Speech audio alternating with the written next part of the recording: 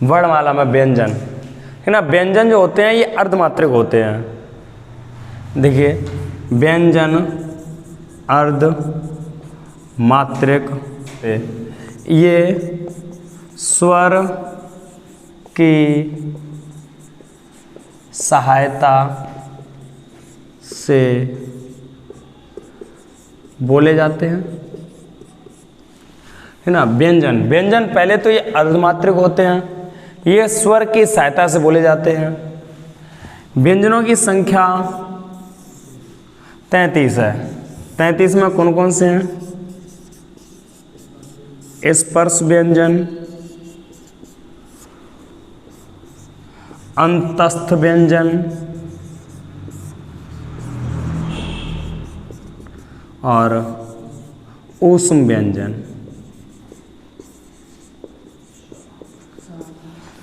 33 में स्पर्श व्यंजन 25, अंतस्थ व्यंजन 4 और ऊष्म व्यंजन 4। 33 हो 4 4, ठीक है ना। 33। अब स्पर्श व्यंजन कौन कौन से हैं? का वर्ग, चा वर्ग, टा वर्ग, ता वर्ग और पा वर्ग। एक वर्ग में कुल 5-5 होते हैं, का वर्ग के कुल 5 5 5 5 5 25 है, जिसमें का वर्ग, चा वर्ग, टा वर्ग, ता वर्ग और पा वर्ग है। अंतस्थ व्यंजन 4 है, या, रा, ला और बा, ठीक ना। या, रा, ला, वा 4 को अंतस्थ व्यंजन। ऊष्म व्यंजन जिनके उच्चारण में ऊष्मा उत्पन्न हो, जिनके उच्चारण में ऊष्मा उत्पन्न हो, ऊष्म व्यंजन होंगे सा, सा, सा और हा। भाई स्पर्श व्यंजन जिनके उच्चारण स्थान में वायु स्पर्श करते हुए निकले, ठीक है। स्पर्श करते कुल स्पर्श करने की संख्या कुल 8 होती है। स्थान कौन कौन से होते हैं? कंठ, तालु, मूर्धा, दंत, ओष्ठ, ठीक है। 5 तो ये हो गए उच्चारण स्थान, ठीक है। उसके बाद होता है दंत ओष्ठ, कंठ ओष्ठ और कंठ तालु।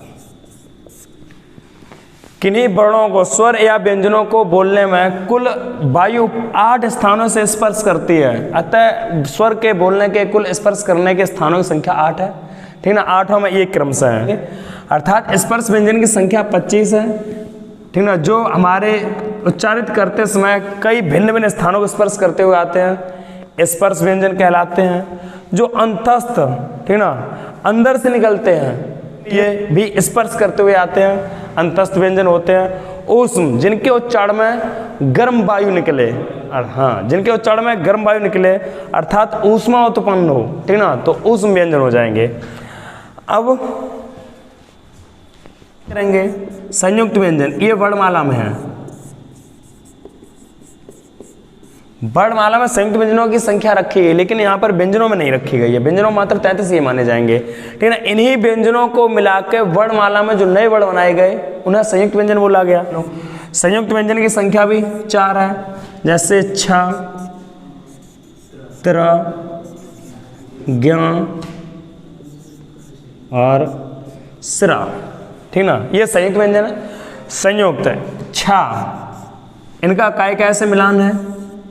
का, हाँ, व्यंजन तो स्वयं में अर्धमात्रिक होते हैं, तो का प्लस सा प्लस आ, का प्लस सा प्लस आ, का और सा से मिलकर छा का निर्माण हो जाता है, ठीक ना। त्र, ता प्लस रा प्लस आ, ठीक ना। जा प्लस हाँ वहाँ प्लस आ। भाई ये सा तालब्य सा, तालब्य सा का इसमें होता है, जैसे तालब्य सा पूरा बनता ये, तालब्य सा पूरा ये बनेगा, फिर तालब्य सा ये बनेगा। अब इसका आधा रूप हम तालब्य सा का लेंगे तो क्या करेंगे, ये तो रहेगा लेकिन इसका आधा रूप प्रयोग करेंगे तो ये, अब ये हट गया, इतना सा रह गया, अर्थात ये सा रह गया ये।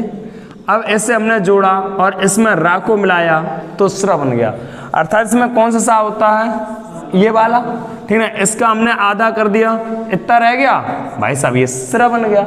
हाँ, तो इसमें तालब्य सा प्लस रा प्लस आ, ठीक ना, ये संयुक्त व्यंजन 4 प्रयोग किए गए, ठीक ना। हाँ, इन्हें अगर आ को सा में अगर शामिल कर दिया जाए तो ये हो जाएगा का प्लस पूरा सा।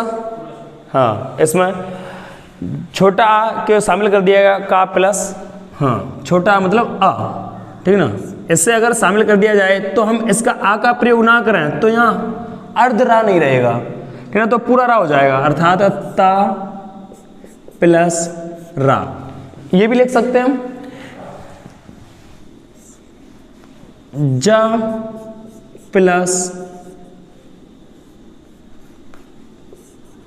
वहाँ, इसमें पीछे हलंत नहीं लगेगा क्योंकि इसमें आ शामिल करते चल रहे हम, ठीक ना, सा प्लस रा, ठीक ना। देखिए भाई, का सा आ, अथवा हम केवल का प्लस सा बोल सकते हैं। अगर आ को हमने शामिल कर दिया तो ये आधा नहीं रहा, आ को शामिल कर दिया ये आधा नहीं रहा, ठीक ना। अच्छा, अगर इसमें देखिए हमने रा में आ को शामिल कर दिया तो ये आधा नहीं रहा, पूरा हो गया। वहाँ में हमने आ को शामिल कर दिया तो पूरा वहाँ बन गया, रा में हमने आधा को कर दिया तो पूरा हो गया। अब इसे हम का सा आ अथवा का प्लस सा लिख सकते हैं। स्पर्श व्यंजन की संख्या 25, अंतस्थ व्यंजन की संख्या 4 या रा ला वा, और ऊष्म व्यंजन की संख्या 4, जहाँ पर ऊष्मा उत्पन्न हो उच्चारित करने में सा और हा। संयुक्त व्यंजन 4 हो गए। व्यंजन वर्ण के उच्चारित स्थान, उच्चारित स्थान देख लो भाई। पहले स्पर्श व्यंजन, इनकी संख्या 25, ये कहाँ से उच्चारित होते हैं, क वर्ग के का खा गा घा, है ना, का वर्ग, च वर्ग, चा छा जा झा वहाँ, का वर्ग, च वर्ग, ट वर्ग, ट वर्ग, टा ठा डा ढा अड़ा, त वर्ग,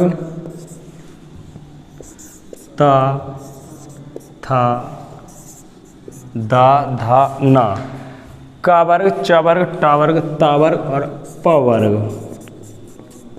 पा वर्ग में शब्द बनेंगे, पा वर्ग के वर्ण बनेंगे पा, फा,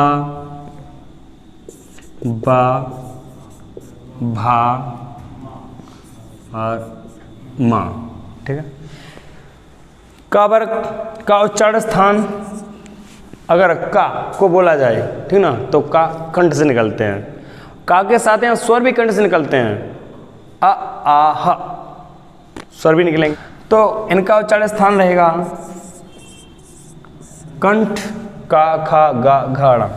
इनका उच्चारण स्थान रहेगा तालु, इनका उच्चारण स्थान रहेगा मूर्धन्य, इनका उच्चारण स्थान मूर्धन्य, टा वर्ग का उच्चारण स्थान दंत और पा वर्ग का उच्चारण स्थान ओष्ठ। इनके साथ कुछ स्वरों के उच्चारण स्थान है। सभी व्यंजनों के उच्चारण स्थान पहले देखिए आप। यहां पर एक रहेगा दंतोष्टम,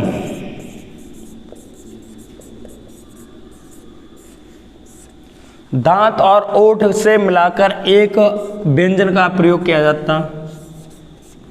वाह, दंतोष्ट है, दंतोष्ट। अगर यहां स्वरों की बात करें तो इसमें स्वर भी कुछ कंठ से स्वर जो निकलेंगे, आ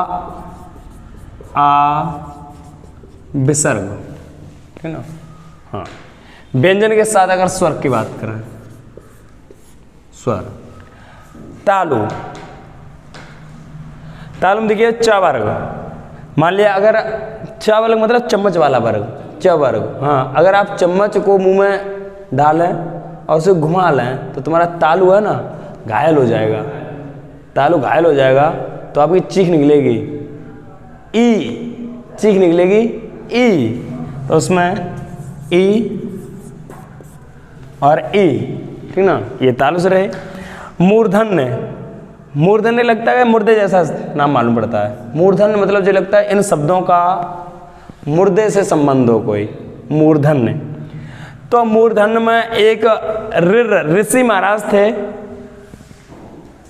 स्वर में अगर बात करें तो ऋर मूर्धन्य से, रा का भी उच्चारण स्थान है मूर्धन्य से, ऋर और रा, और पूरे टा वर्ग का उच्चारण स्थान मूर्धन्य से होगा।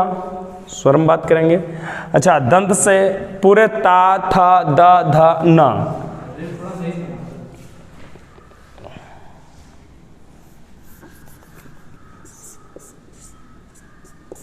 ठीक ना, ऋर और रा।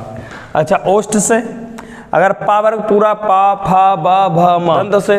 दंत से अगर यहाँ पे बात करेंगे तो एक ला, और हाँ इसमें या और सा का और उच्चारण स्थान में या और सा, या और मूर्धन्य में रा का, दंत में ला का, और दंत में होगा ला और सा, या रा ला, ठीक ना। और पा वर्ग में यहाँ पे अगर बात करें तो उ और उ, ओष्ठ से उच्चारण उ और उ का भी हो जाएगा।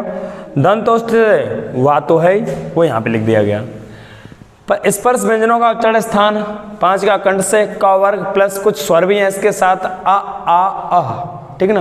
हाँ, तालु का पूरा चा वर्ग चा छा जा जा हुआ, लेकिन स्वर भी हैं इसमें ई और या और सा, या अंतस्थ सा उष्म भी इसी के साथ होगा, इसी के साथ होगा। अच्छा, मूर्धन्य में टा वर्ग पूरा टा ठा ड ढ ड़, ठीक ना, इसके साथ ऋर और रा का उच्चारण स्थान होगा, वो स्वर में ऋर आ जाएगा। अच्छा, दंत में ता वर्ग ता था दा धा न, और ला और सा का उच्चारण स्थान हमारे दंत के साथ होगा।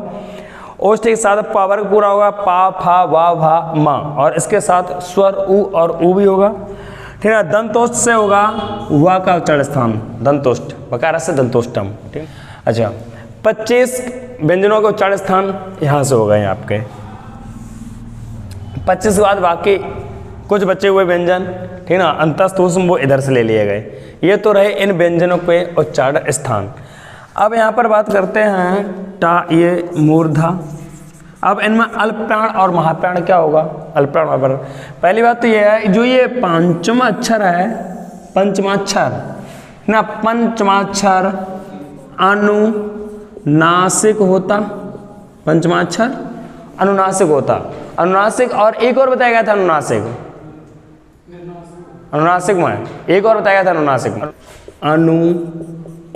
अनुनासिक होता। किसी व्यंजन वर्ग का पंचमाक्षर अक्षर अनुनासिक होता। अनुनासिक एक ये भी प्रयोग किया गया, ये भी अनुनासिक होता, ठीक ना। जबकि अनुस्वार, अनुस्वार होगा, ये जब तत्सम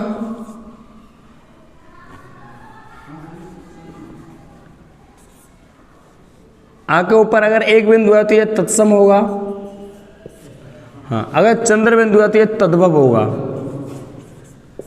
चंद्र बिंदु है तो तद्भव, क्योंकि चंद्र बिंदु का प्रयोग या उत्पत्ति हिंदी भाषा में ही हुई है। तो पंचमांश अक्षर भी अनुनासिक होता है और किसी भी के ऊपर चंद्र बिंदु का, ठीक ना, वो भी अनुनासिक ही कहलाता है। चंद्र बिंदु पंचमाक्षर और अनुनासिक, ठीक ना, ये अनुनासिक होंगे। पंचमाक्षर और चंद्र बिंदु अनुनासिक हैं। यहाँ पर अल्प प्राण महाप्राण की बात करें तो जिन्हें बोलने में हमारी कम ऊर्जा की आवश्यकता पड़े, जिन्हें बोलने में कम ऊष्मा की आवश्यकता पड़े, अल्प प्राण होंगे। जहाँ वायु कम खिंचे, अल्प प्राण मतलब प्राण जहाँ कम खिंचे, जैसे अ और ग और ण, जैसे च और ज, वहाँ ये पंचमाक्षर, ठीक है, ये होंगे आपके अल्प प्राण।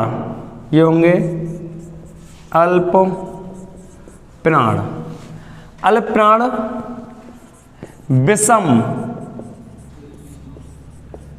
वर्ण। स्पर्श व्यंजन के 5 वर्गों के विषम वर्ण जो होंगे अल्प प्राण होंगे, जिन्हें बोलेंगे 1, 3 और 5वां स्थान। अल्प प्राण 135, 1, 3 और 5वां स्थान विषम वर्ण होंगे, ठीक ना, विषम स्थानों के वर्ण। विषम स्थानों के वर्ण अल्प प्राण होंगे, जबकि सम स्थानों के वर्ण महाप्राण। महाप्राण 2 और 4। व्यंजन वर्ग के दूसरे और चौथे अर्थात सम स्थान, सम स्थान महाप्राण होंगे। सम स्थान के वर्ण महाप्राण होंगे, दूसरे और चौथे अल्प प्राण और महाप्राण। अब देखिए इनमें अघोष और सघोष। अघोष क्या होंगे?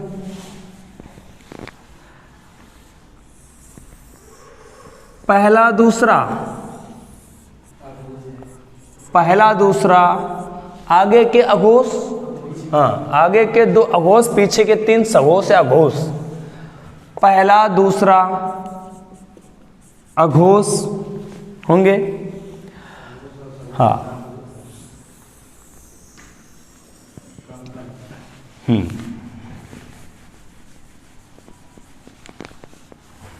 तीसरा, चौथा, 5वां घोष अथवा सघोष। घोष अथवा सघोष होंगे। तो किसी भी स्पर्श व्यंजन के वर्ग के पहले दूसरे, किसी भी वर्ग के पहले दूसरे, किसी भी वर्ग के पहले दूसरे, ठीक है ना, किसी भी वर्ग के पहले दूसरे, वर्ग के पहले दूसरे, पहले दूसरे वर्ण अघोष होंगे, जबकि तीसरे, चौथे और 5वें सघोष होंगे, ठीक है, सघोष होंगे। अघोष,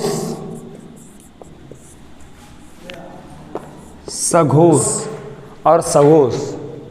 अघोष में तो पहला और दूसरा वर्ण, व्यंजन वर्ग का पहला दूसरा वर्ण प्लस ऊष्म व्यंजन, पहला दूसरा वर्ण प्लस ऊष्म व्यंजन, ये अघोष में आएंगे। जैसे स,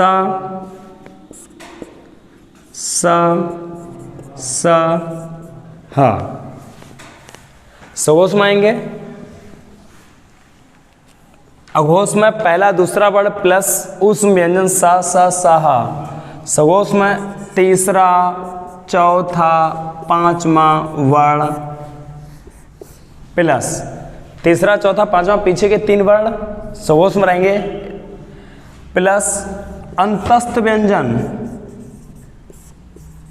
अंतस्थ व्यंजन या, रा, ला, वा। अंतस्थ व्यंजन या, रा, ला, वा सघोष में रहेंगे। अल्प प्राण,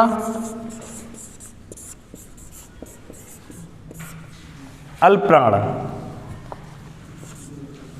जिनके उच्चारित करते समय कम प्राणों की या कम वायु की आवश्यकता पड़े, अल्प प्राण हो जाएंगे। कम, देखिए ये पहला, तीसरा, पांचवा वर्ण अर्थात विषम स्थान के वर्ण, विषम स्थान के वर्ण अल्प प्राण हो जाएंगे।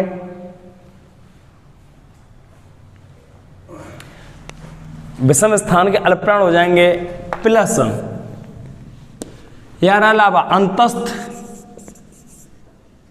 हाँ यार अलावा बोलने में कम प्राण या कम वायु की आवश्यकता पड़ रही है, यार अलावा आराम से बोल दिया।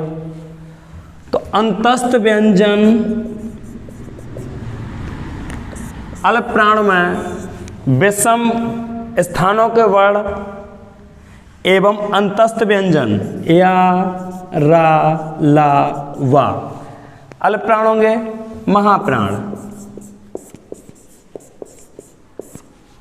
महाप्राण जिसमें अधिक वायु की आवश्यकता पड़े या अधिक प्राण खिंचे हैं, जैसे ख, तो सम स्थान के वर्ण अर्थात दूसरा स्थान अथवा चौथा स्थान महाप्राण होंगे। प्लस ऊष्म व्यंजन, ऊष्म व्यंजन महाप्राण होंगे, जैसे सा सा सा सा सा हा।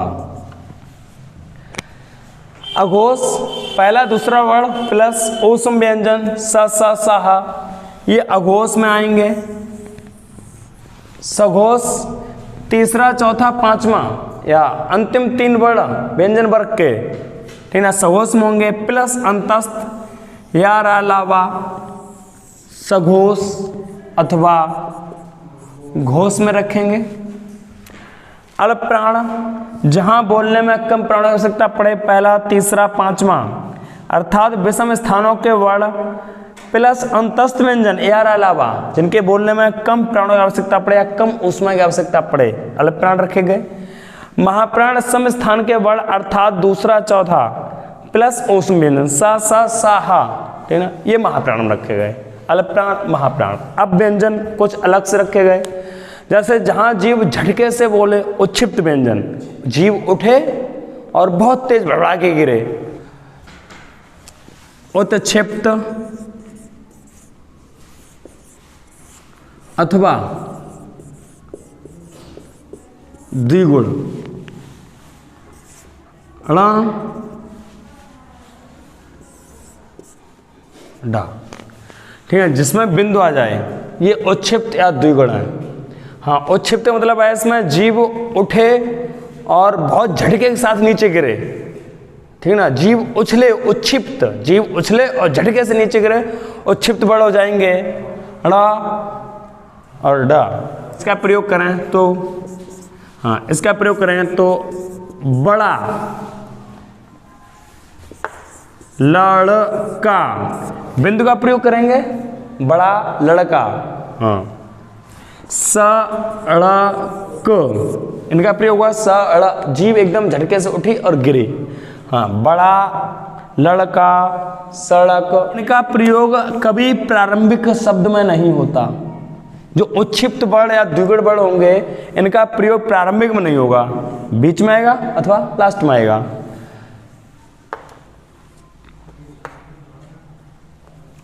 यहाँ पे हाँ, पढ़ाई, इनका प्रयोग प्रारंभ में होगा ही नहीं, ठीक ना, बीच में होगा या लास्ट में हो जाएगा। पढ़ाई एक ही बात है, पढ़ाई, कढ़ाई हो गए। और छड़ा और डा ना, बड़ा लड़का, सड़क, इन उच्छिप्त वर्ण जिसमें जीव झटके से उठे और गिर जाए, उच्छिप्त वर्ण या द्विगुण। पार्श्विक वर्ण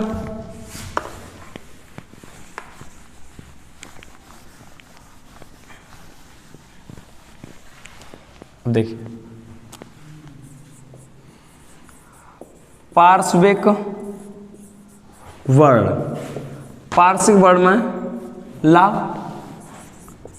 लुंठित, लुंठित अथवा प्रकंपित, लुंठित प्रकंपित वर्ण जिसमें जीव कंपन करने लगे, जीव के सहारे से वायु को रोका जाए और फिर भी जीव ना रुक पाए, जीव के सहारे से वायु को रोका जाए फिर भी जीव ना रुके, लेकिन आगे कंपित करती हुई वायु निकल जाए, जैसे रा कंपित करती हुई निकल जाए, तो कंपित करने के कारण इसे लुंठित वर्ण अथवा प्रकंपित वर्ण बोला गया। रा पार्श्विक वर्ण, लुंठित वर्ण, संघर्षी, संघर्षी व्यंजन, चा,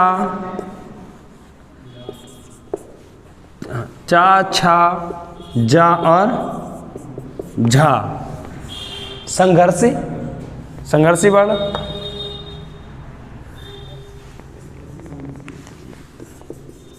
स्पर्श, संघर्षी, इनकी संख्या तो 4 है, स्पर्श संघी संख्या 7 है। ख, ग, फ, स,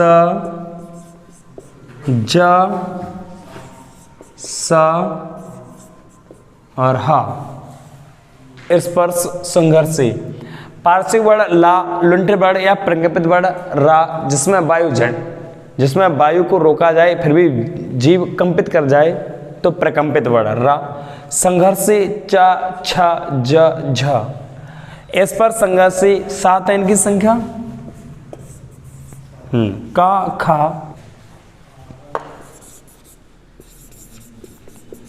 अर्धस्वर है तो व्यंजन लेकिन इन्हें अर्धस्वर भी माना गया है।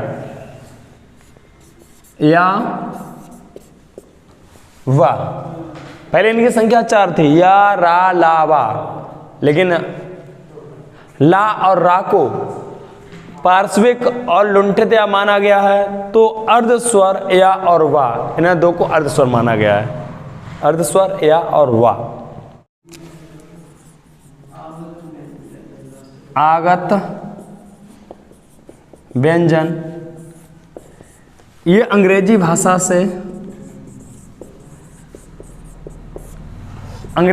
से ये हिंदी में आ गए और हिंदी में प्रयोग होने लगे।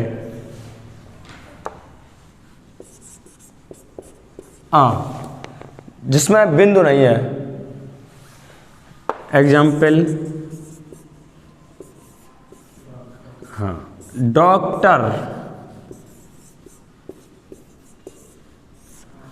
Coffee, hospital. जहां पर यह शब्द आया, आ का प्रयोग हुआ, ये आगत अंग्रेजी भाषा से आया जो हिंदी में प्रयोग होने लगा। डॉक्टर